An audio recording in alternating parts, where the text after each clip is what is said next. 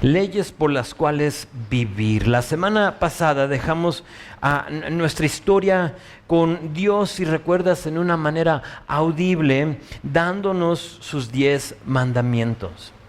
Ahora, diferente a lo que vamos a leer hoy, los 10 mandamientos fueron así de la boca de Dios para que todos escucharan. Fue dado en una manera audible para que, recuerdas, el pueblo de Israel se acercó al monte de Sinaí. Había una frontera, una barrera, mejor dicho, donde ellos ya no podían acercarse más, sino el que se acercaba, el que se atrevía iba a morir. Pero ahí rodeados todos, es pensado que eran 2 millones, algunos dicen que hasta 3 millones de israelitas que estaban ahí. Y te puedes imaginar la voz de Dios hablando para que todos pudieran escuchar. Esos 10 mandamientos tienen la habilidad de guiar y de dirigir al ser humano. De hecho, que me atrevo a decir que todo gira alrededor de ellos. Pero aquí está la cosa, es que Dios sabía que iba a haber personas que no iban a obedecer. Iban a escuchar, no hurtar, y iban a hurtar. Iban a escuchar, no maten, y iban a matar. Dios sabía. Y aunque simples, porque si los lees los 10 mandamientos, aunque nos tardamos un buen para estudiarlos, son muy simples. O sea, algunos son 2, 3 palabras, algunos 2. No hurtarás. O sea, ¿qué más simple lo queremos? Pero aunque simples, nosotros los íbamos a complicar, y por lo tanto Dios da la ley de Moisés, lo que vamos a ver hoy.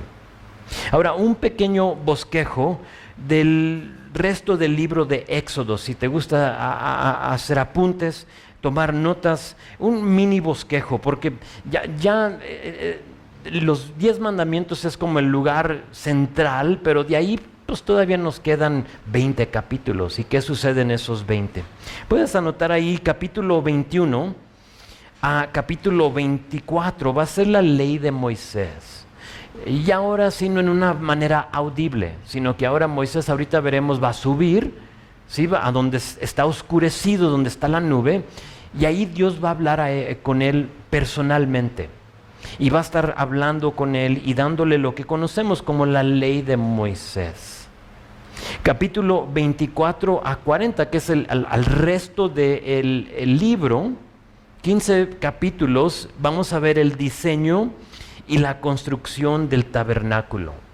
Son muchos capítulos para describir cómo iban a diseñar y cómo iban a construir este tabernáculo. Ahora, dentro de esos 15 capítulos, 25 a 40, vamos a ver cosas como las especificaciones del tabernáculo y las vestiduras del sumo sacerdote. Ahí nos va a detallar absolutamente todo. Vamos a ver la historia, a lo mejor tú la conoces, es Éxodo capítulo 32, la del becerro de oro. Sucede durante ese tiempo. El becerro de oro, y no solo eso, sino que recuerdas tú que se molesta a Moisés, y ¿qué hace con las tablas?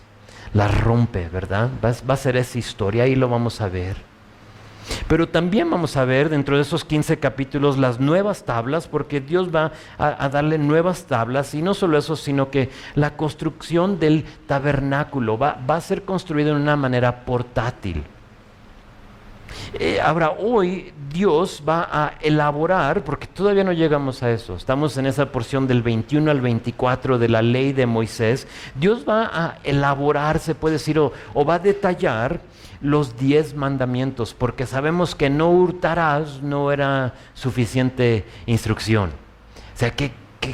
O sea, esto es hurtar, sí o no, esto es robar, sí o no, esto es matar, sí o no. Y porque Dios nos conoce, Él dice, no, mejor voy a ampliar un poquito, voy a elaborar. Es interesante, y más que eso yo creo triste, que Dios tenga que elaborar.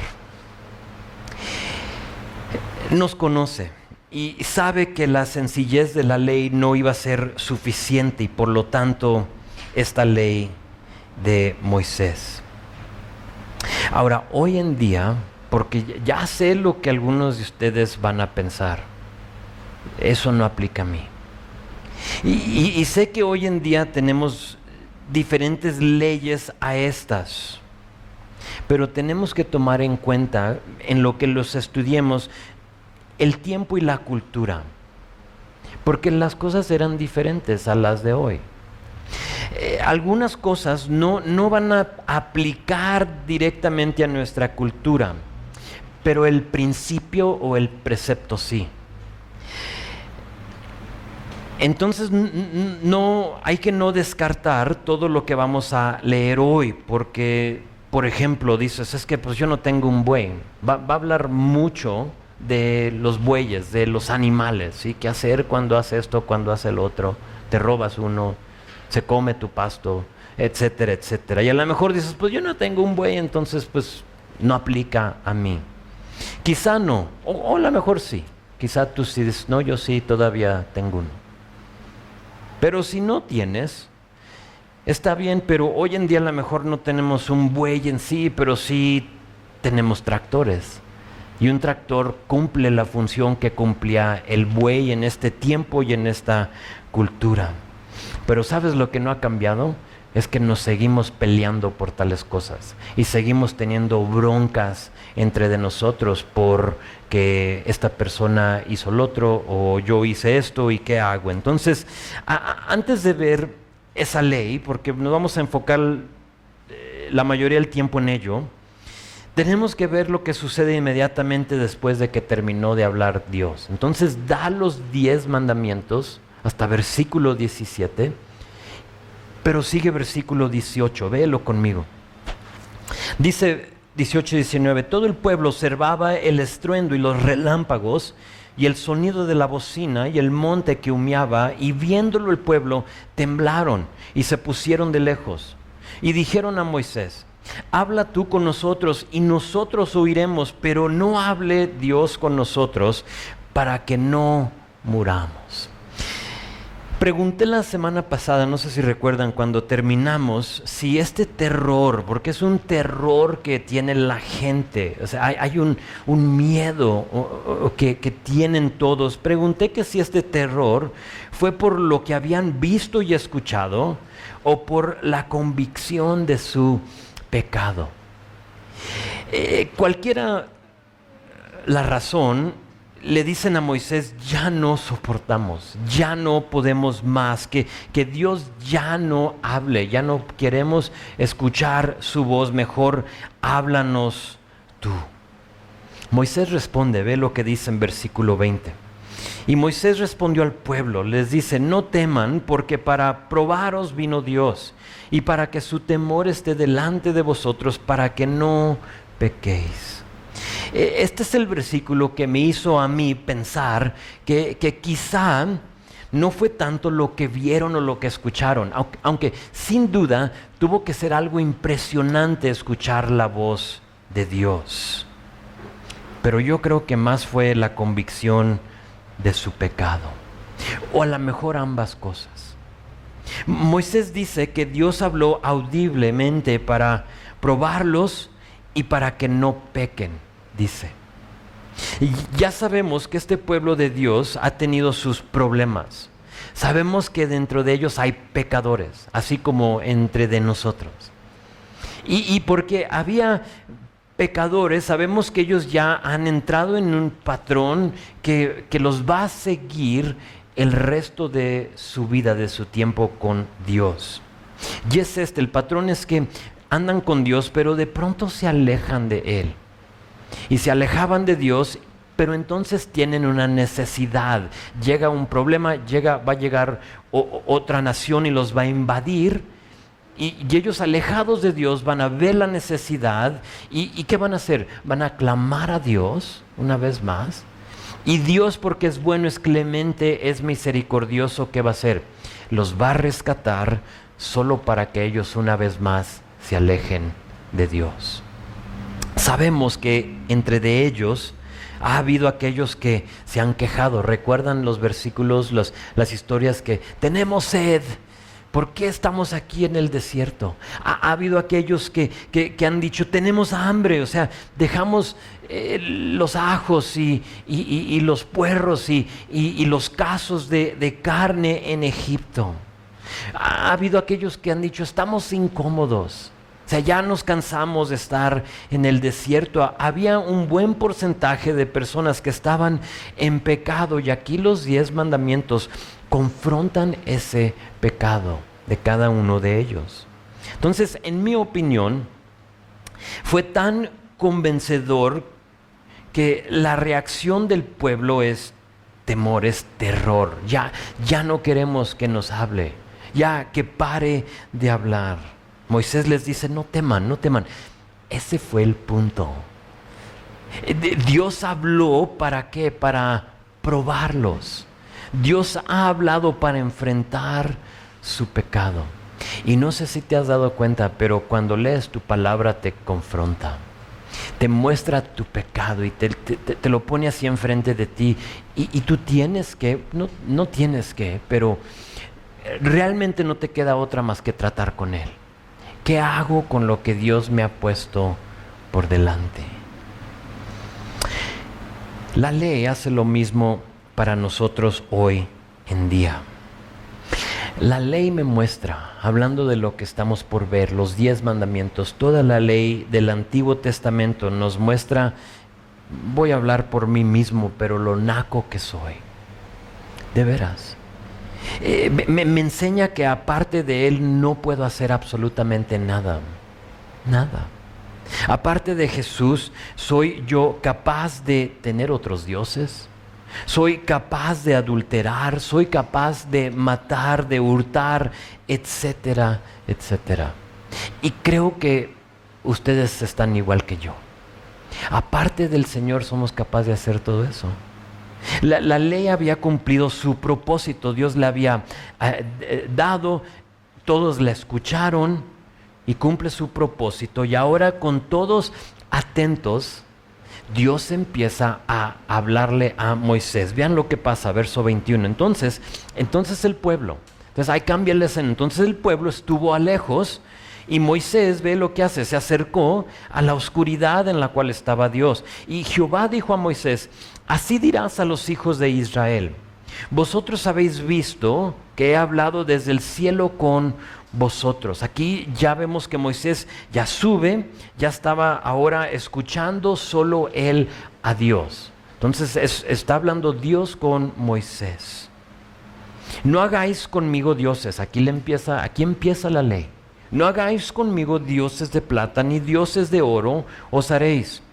Dice, altar de tierra harás para mí y sacrificarás sobre él tus holocaustos y tus ofrendas de paz, tus ovejas y tus vacas. En todo lugar donde yo hiciere que esté la memoria de mi nombre, vendré a ti y te bendeciré.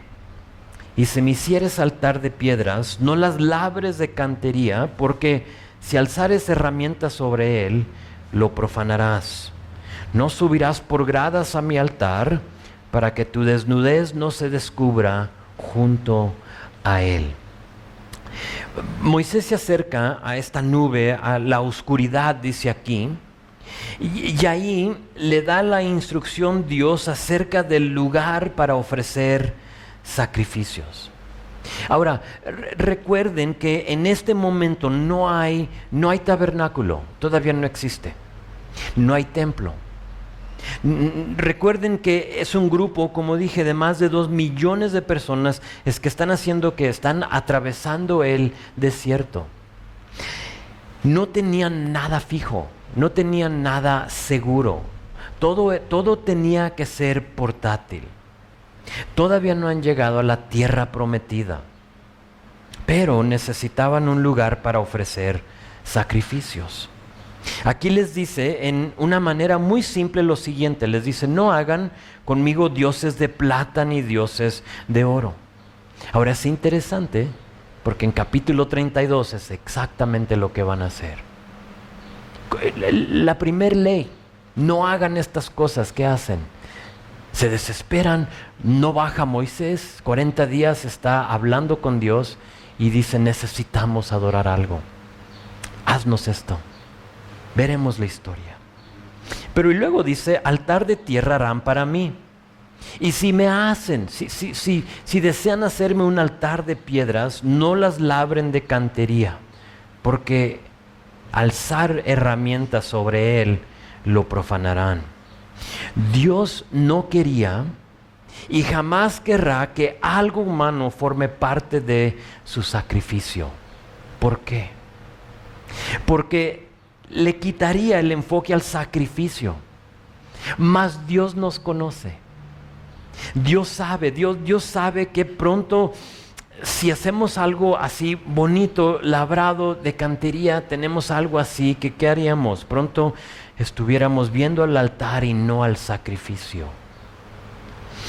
Tenemos que recordar que la iglesia no es un edificio. La iglesia somos nosotros. Entonces, a la tarde, cuando oscurezca, cuando terminemos aquí, que nos vayamos, cerramos todo y se queda este lugar. Pero esta no es la iglesia, se queda oscuro, se queda sin vida, se puede decir. Pero entonces empiezas a llegar tú y empiezan a llegar tus hermanos. ¿Y qué pasa? Se aviva este lugar. Es un lugar vivo. La iglesia somos nosotros. Y jamás quería Dios que el enfoque nuestro sea en un lugar. Ahora, nada malo con tener un espacio bonito, nada malo con tener lo mejor para Dios, pero que nuestro enfoque no sea en el lugar. Entonces les dice, fíjense verso 24, ¿qué iban a hacer ahí? Tienen un lugar, si van a hacer este altar, ahí van a sacrificar holocaustos y ofrendas de paz. Ahorita no saben lo que son las ofrendas de paz. Eso ya después no lo dirá. Este altar servirá para expiar, o si dices, ¿qué quiere decir eso? Para rescatar o redimir el pecado. El que quebraba la ley podía venir y sacrificar algo para redimir su pecado. El hecho, fíjate, que iba a haber sacrificios nos indica que ninguno iba a poder con la ley. Dios ya lo está anticipando, ¿sí lo ves? O sea, aquí está la ley, pero tenemos que tener un lugar para las ofrendas de paz, para los holocaustos. Y siendo que no vamos a cumplir la ley de Dios, Él inmediatamente hace un camino para el perdón. Y dice, primera cosa, no hagan ídolos, pero a la misma vez tenemos que tener sacrificios. ¿Sí te fijas lo bueno que es Dios? O sea, sabe lo débil que somos. Sabe que vamos a pecar y dice, abro el camino, les digo que hagan para restablecer esa comunión conmigo. Ahora, cuando Jesús cuelga en la cruz, porque me puse a pensar en el Nuevo Testamento, porque en ese entonces sí tenían templo, pero Jesús no colgó en el templo. Jesús colgó fuera de la ciudad, en un madero. Y cuando me pongo a pensar en Jesús, Él colgando allí en esa cruz, si te pones a pensar, no había nada que exaltar más que el sacrificio. Tú, si estabas ahí, no podías ver la cruz y decir, wow, qué bonita cruz. Porque no lo era. Era algo rústico, con astillas. No era para que tú te fijaras en ella y dijeras, wow, vamos a exaltar esa cruz. Cuando tú veías a la cruz, ¿qué veías? El sacrificio. Y eso era lo que te decía decir, que te forzaba a decir, wow, el sacrificio. El punto es que la atención tenía que estar en el sacrificio y no en el altar. Era algo tan santo, era algo que Dios dice, no le pongan mano, o sea, no pongan piedras labradas, así rústicas como sean. Era imagen de lo que íbamos a ver en la cruz, era simbólico a la cruz. Y era algo tan santo que dice en verso 26, no subirán por gradas a mi altar para que su desnudez no se descubra junto a él. Ahora lo dice porque los altares de las naciones paganas a su alrededor se construían en alto.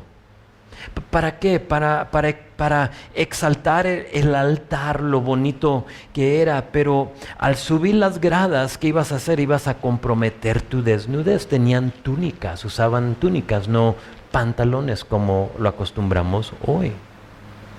La idea aquí es la misma, que nada le quite el enfoque al sacrificio. No vaya a ser que uno se suba y descubra su desnudez y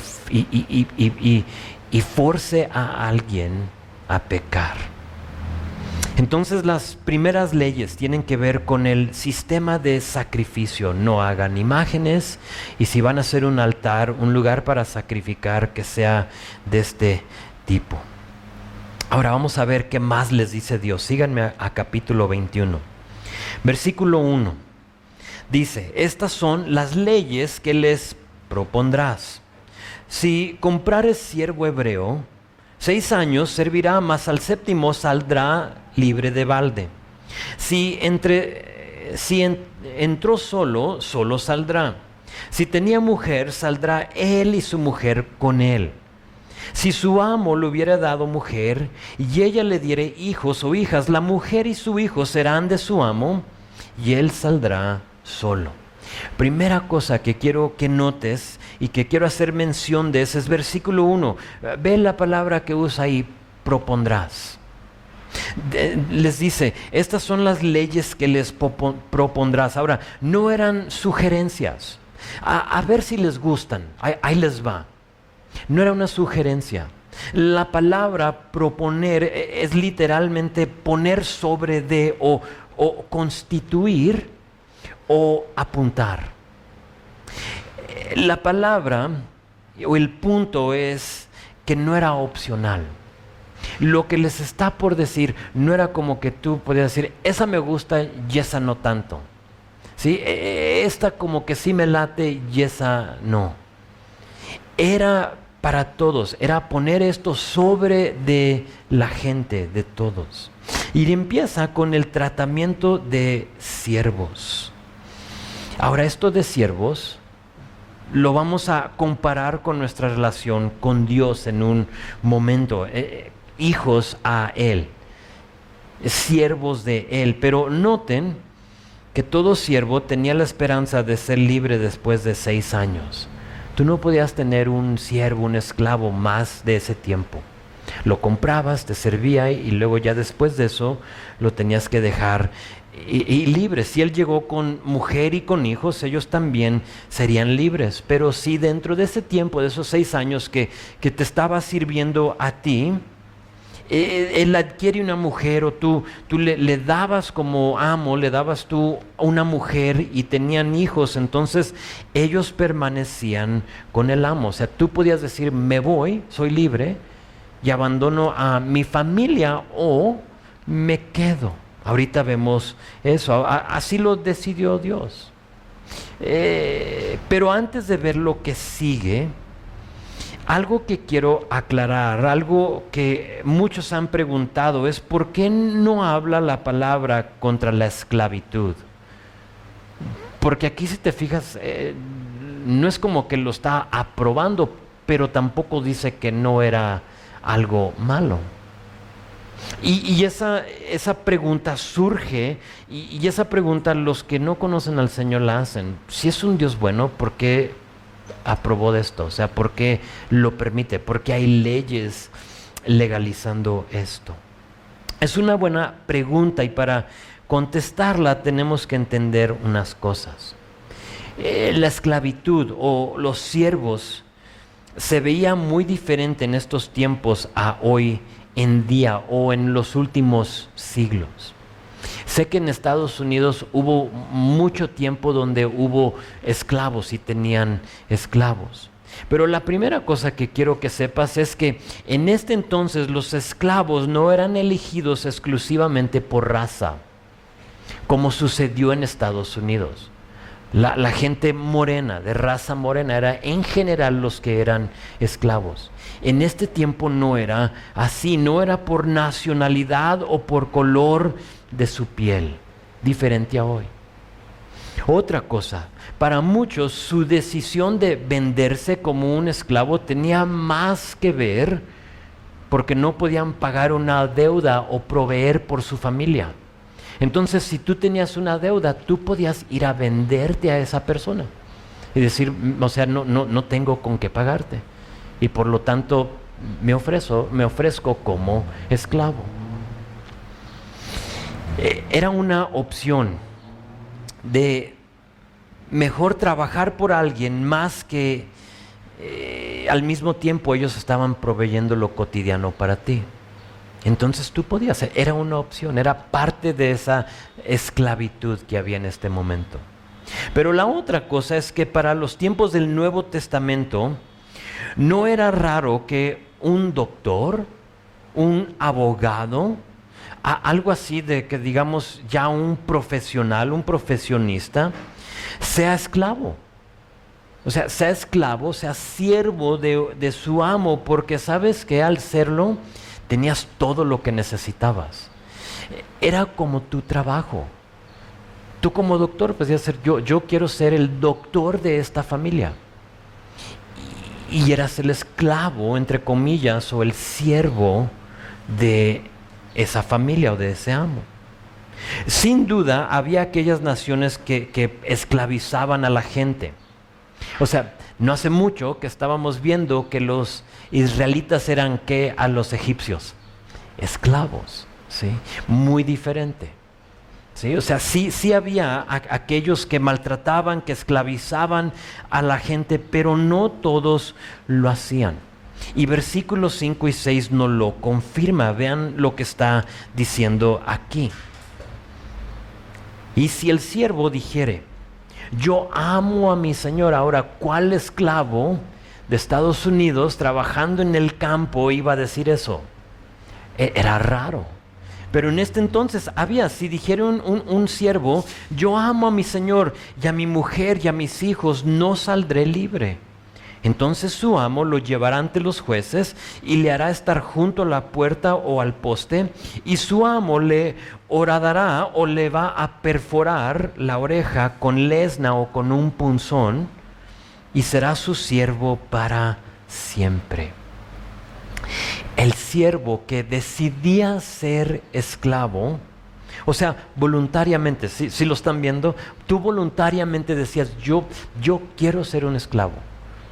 Sé que ya se me cumplieron los 6 años, pero yo quiero mantenerme aquí.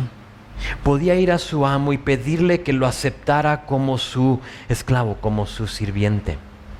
La seña de eso era un arete, una argolla que le ponían de oro en su oreja. ¿Para qué? Para que todos de ese momento en adelante vieran que era un esclavo voluntario. Así es como tú podías ver a la persona en el mercado y decías, ese voluntariamente es esclavo. Vivías el resto de tu vida en sumisión a ese amo y le servías, cumpliendo la función que tú tenías. Depende de tu trabajo. Ahora, como hijos de Dios, tú y yo, como cristianos, nosotros hemos tomado esa misma decisión cuando lo aceptamos. A lo mejor dices, espérame, yo no sabía eso. A mí nadie me ha puesto un arete. ¿Cómo sé que lo que estás diciendo es verdad? Por si dices, no me gusta la idea de ser siervo a nadie. Yo no le sirvo a nadie. Piénsalo así. O eres siervo del pecado o siervo de Dios. Pero a algo vas a servir. Y nosotros hemos decidido servirle a Él. Tienes 2 opciones, pero ambas siguen siendo y estando en esclavitud. Nuestra ciudad está llena de personas que han decidido servir al pecado. Y lo sirven. Tú y yo éramos uno de ellos en un tiempo. Yo todavía recuerdo servirle al pecado. No es que ya no peco, pero mi corazón, mi deseo es ya no hacerlo. En un día yo me deleitaba en pecar. De hecho, que si yo te podía hacer pecar a ti, mejor. Para ya no estar ahí de miserable yo solo. Entonces vente tú conmigo, ¿no? Y vamos a pecar juntos. Y ahora mi pecado me confronta. Y cuando recibimos a Cristo, lo que hacemos es dejar de ser siervos al pecado y ahora le servimos a Él. Ahora, algo que vale la pena mencionar, la persona que voluntariamente se hacía siervo por vida, lo hacía porque su amo era bueno. Creo que nadie se ofrecería voluntariamente si el amo era cruel o malo. No creo. Huirías. De hecho, que algunos se iban antes de sus 6 años por el tratamiento cruel, malo de su amo.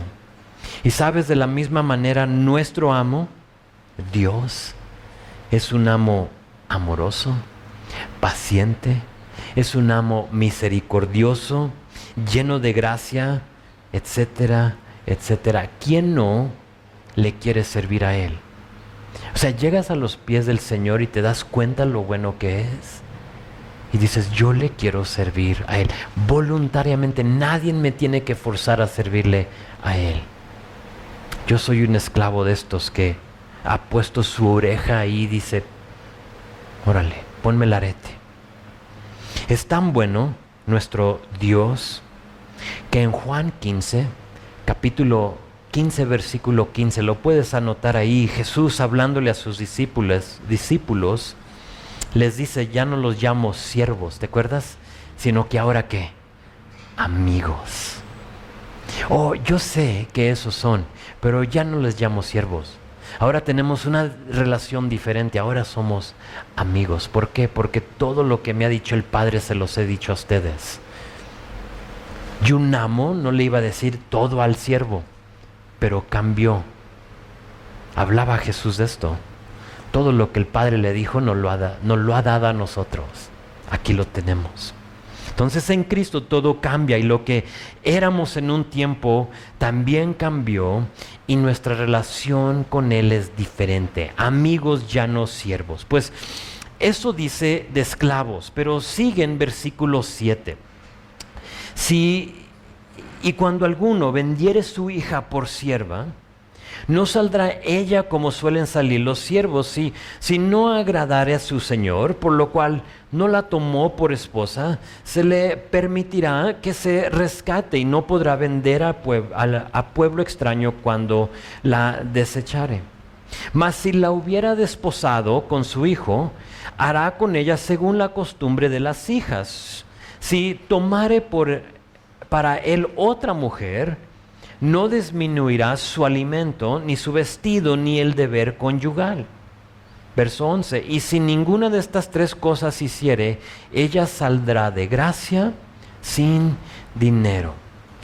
De nuevo, la ley fue dada por la necedad y por la depravación del ser humano. Y aquí vemos una de esas cosas, un padre vendiendo a su hija. Ahora, yo tengo 2 hijas y creo que a mí jamás, y en un tiempo bien endeudado, jamás he pensado, ¿cuánto me darán por ella? ¿Cuánto me das? Jamás. Una vez más, Dios no está aprobando ni justificando la esclavitud de una persona. Tenemos que entender que esto ya estaba sucediendo en otras naciones. Entonces Dios le pone parámetros a algo que ya existía. ¿Sí? No está diciendo hazlo, sino que porque ya lo están haciendo, porque hay otras naciones y más adelante sabemos que se van a mezclar con ellas. Dios le pone parámetros. ¿Para qué? Para proteger en este caso a la chica. Por si algún hombre dice voy a venderla, Dios le pone parámetros. Ahora, interesantemente, en el Nuevo Testamento ya no vemos a los israelitas tomando parte de la esclavitud de personas. Ya no lo vas a ver. Ahora, había personas que habían recibido a Cristo que en un tiempo tenían esclavos. Eso a lo mejor sí se ve. Onésimo, sabemos ser esclavo. Y Pablo le escribe, no a Filemón, o sea, recíbelo. Se te escapó, pero recíbelo. Todo ha cambiado aquí. Es entendido que los romanos tenían más de 60 millones de esclavos durante su imperio. 60 millones de esclavos. Era lo común, era lo aceptable, pero aquí no es la aprobación de Dios, de parte de Dios. No es lo que está pasando aquí. Ahora, si en dado caso que alguien vendía a su hija, estas eran las reglas. Ella no tenía el derecho de salir después del 6º año como el siervo. No se podía ir. ¿Por qué? Porque en general, si tú vendías a tu hija era para que se casara con esa persona. Pero si él no, ni uno de sus hijos se casaba con ella, entonces la dejaban ir libre. O sea, Dios está protegiendo aquí a la chica. Si ellos no te van a amparar, si ellos no te van a recibir y te van a abrigar y van a proveer estas 3 cosas que dice aquí, dice que ellos la tenían que dejar ir libre, dice, de gracia y sin dinero, o en otras palabras, sin pagar por su libertad. O sea, tenías que abrirle la puerta y decir, ok, yo no me casé contigo, ninguno de mis hijos tampoco te quieren, quién sabe por qué, pero pues, nadie se quiere casar contigo, entonces, órale, regresa a tu casa. Y ella tenía la libertad de regresar. Creo que hemos avanzado mucho, ¿no? Desde esos tiempos. O sea, eso realmente, sé que no se ve, aunque a veces sí se están vendiendo las niñas. Lamentablemente eso todavía se ve. Ilegal, pero se ve. Verso 12. Bueno, creo no hemos avanzado ni mucho, ¿verdad? Me pongo a pensar y seguimos en lo mismo, con los mismos pecados y depravación del hombre. Verso 12. El que hiriere a alguno, haciéndole así morir, él morirá. Pena de muerte. ¿Dónde habla la Biblia de la pena de muerte? Aquí. Si tú vas a herir a alguien y lo vas a matar, entonces tú tienes que pagar ¿con qué? Con tu vida. Esto ya se había establecido, o sea, no pienses que es primera vez que se dice. En Génesis lo puedes checar tú, Génesis 9 versículo 6, después del diluvio, Dios está hablando ahí a Noé y dice, el que derramare sangre de hombre, por el hombre su sangre será derramada, porque a imagen de Dios es hecho el humano. Entonces, ¿por qué no debes de matar a tu prójimo? Porque está hecho en la imagen de Dios. Y Dios ya lo había dicho, aquí solo que lo vuelve a decir. Pero como dije, con el mandamiento número 6, no matarás, no todo el que mata es asesino. O sea, no solo porque matas eres asesino. Y di el ejemplo, si recuerdas, de un soldado en la guerra. Él va a matar y matar, o sea, es su trabajo, es su chamba, pero no quiere decir que es un asesino, no quiere decir que él tiene el corazón de asesino de ir a acabar con todos. Está haciéndolo ¿para qué? Para defender la libertad de su país. Ahora, Dios sabía que también iba a haber accidentes y defensa propia. Vean lo que dice de esos casos, verso 13. Mas el que no pretendía herirlo, sino que Dios lo puso en sus manos o porque Dios lo permitió que muriera, entonces yo te señalaré el lugar al cual ha de huir. Eran 6 ciudades de refugio. Ahorita no las vamos a ver porque más adelante nos va a hablar de ellas, pero había el derecho de ir a huir a esta ciudad de refugio si tú mataste a alguien, pero no fue premeditado. O sea, tú no dijiste, lo voy a acabar, sino que estás peleando con alguien y así sucede. Verso 14, pero si alguno se ensorbeciere contra su prójimo y lo matare con alevosía o premeditadamente, dice, de mi altar lo quitarás para que muera. El que mata a alguien por accidente tenía a dónde ir, a dónde huir, estas ciudades de refugio, pero el que lo premeditó, el que dijo, yo voy a golpear a aquella persona para matarlo. Dice aquí la palabra es ¿cómo? Alevosía. Tenía que morir. Si uno golpeaba a esa persona y lo mataba, aunque te ibas a refugiar aquí en el templo, en mi altar, dice, lo tienen que quitar del altar y llevarse y lo tienen que matar. No se puede refugiar. Lo mató premeditadamente. Verso 15, el que hiriere a su padre y a su madre morirá. Si uno golpeaba a su padre o a su madre, iba a morir. Sé que suena muy estricto y duro, pero todo esto, ¿sabes lo que hacía? Es que controlaba el desorden en la familia. Todo esto establecía una sociedad cortés, educada, civil. Y si tú querías golpear o deshonrar a tus padres, ahorita vamos a ver otro versículo, creo es 17, que habla de ello, tenían el derecho para matarte. Suena fuerte, ¿no? Verso 16. Asimismo, el que robare una persona y la vendiere, o si fuera hallada en sus manos, morirá.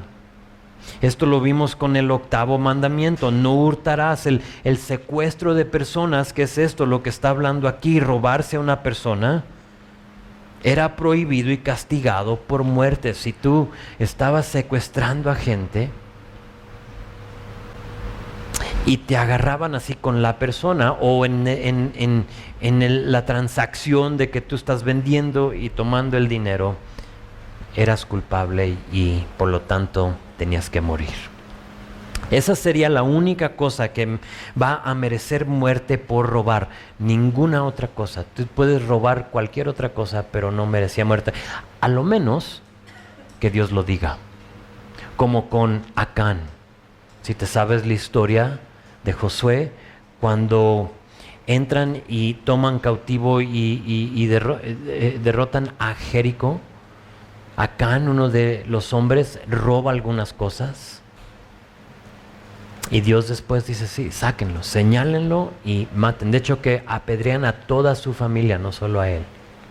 Ya lo veremos como en 5 años, creo, que lleguemos a Josué.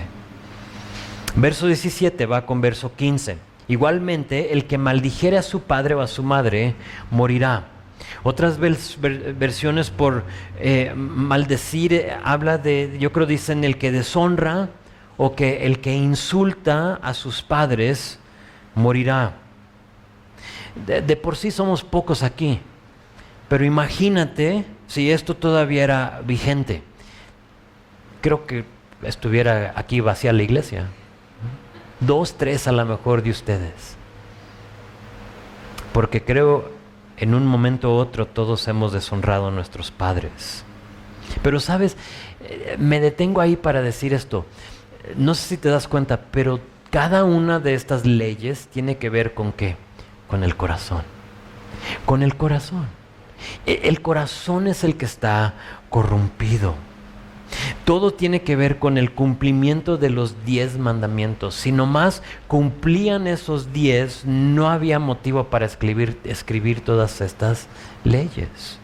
Estas leyes solo fueron establecidas porque ese tipo de cosa existía en medio de ellos. Había personas que andaban vendiendo a sus hijos. Había hijos que andaban insultando a sus padres. Había hijos que andaban golpeando a sus padres, a sus mamás. Y Dios dice, no puede ser. Tengo que establecer reglas para mantener, ¿sí?, un pueblo que me va a hacer que me va a reflejar a mí. Después les va a decir, ustedes son el ejemplo, son mi pueblo escogido. Tienen que ser, aléjense de los demás, no para que sean exclusivos, sino para que sean un ejemplo de Dios. Esto es lo que es ser un seguidor de Dios. Y nada ha cambiado para nosotros. Como creyentes hemos dicho lo mismo, tenemos esa argolla en nuestro oído y decimos, somos hijos de Dios. Entonces mi comportamiento tiene que estar al par del quien es Dios, igual a Él. Seguimos con un que otro más, daños corporales, vean versículo 18. Además, si algunos riñeren y uno hiriere a su prójimo con piedra o con el puño, y éste no muriere, pero cayere en cama, si se levantare y anduviere fuera sobre su báculo, entonces será absuelto el que lo hirió, solamente le satisfará por lo que estuvo sin trabajar y hará que le curen. La palabra que me viene aquí a la mente, ¿sabes cuál es? Responsabilidad. Toma responsabilidad por tus acciones. Estas leyes establecen la idea de hacerte responsable por tus acciones. Si tú te peleabas con otra persona y le causabas un daño físico, pero no moría, o sea, lo mandabas al hospital, tú eras responsable de compensar a la víctima por el trabajo perdido y por su recuperación. Tú pagabas la cama en el hospital, los medicamentos, todo, el doctor, era tu responsabilidad. No solo te hacías responsable, sino que ahora creo que la pensabas antes de andar de malandrina y de loco, ¿no? O sea, híjole, si lo hago, yo sé que la ley es esta. Si lo golpeo, yo voy a tener que pagar. Entonces la pensaba. ¿Sabías que en el Medio Oriente, en Arabia Saudita, si a ti te encuentran robando algo, ¿sabes lo que hacen? Te cortan la mano. Hasta hoy en día, te cortan la mano. Entonces yo tuve un amigo que su papá estaba en el ejército y tuvo que vivir un tiempo ahí en ese país. Y él recuerda que tú ibas a la tienda y la gente dejaba sus llaves prendidas en el carro. Ibas tú a las joyerías y no, o sea, aquí no importa dónde vas, te piden, o sea, deja tu mochila, muéstrame tu recibo. O sea, ¿por qué? Porque somos rateros y lo conocen y lo saben. Y por lo tanto la paquetería tiene como 100 lugares, ¿no? ¿Por qué? Porque pues, quítate todo, no entres con nada.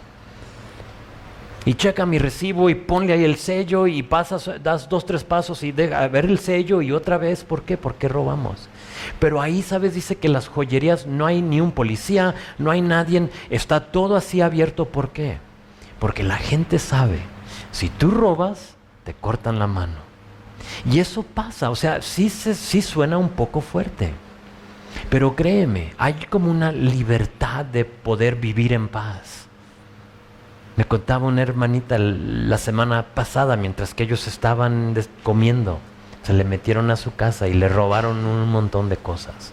Y no es la única historia, a lo mejor te ha pasado a ti. Y es triste. Y sabes, haces la denuncia, a lo mejor los detienen, pero para el día siguiente ya están en la calle otra vez. Y dices, esto como que no funciona. Ahora, creo que ahí nos vamos a detener solo para terminar con esto.